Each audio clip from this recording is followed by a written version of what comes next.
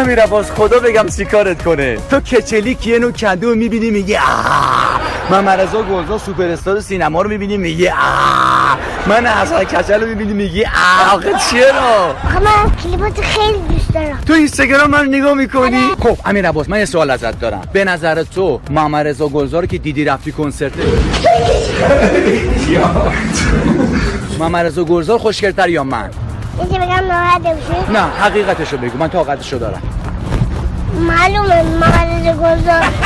امیر عباس واقعا که خوبم کردی با خاک یکسانم. آخه بزرگ بشی خوشگل بشی.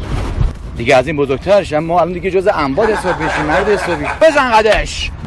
گلزار خوشگل‌تر یا من؟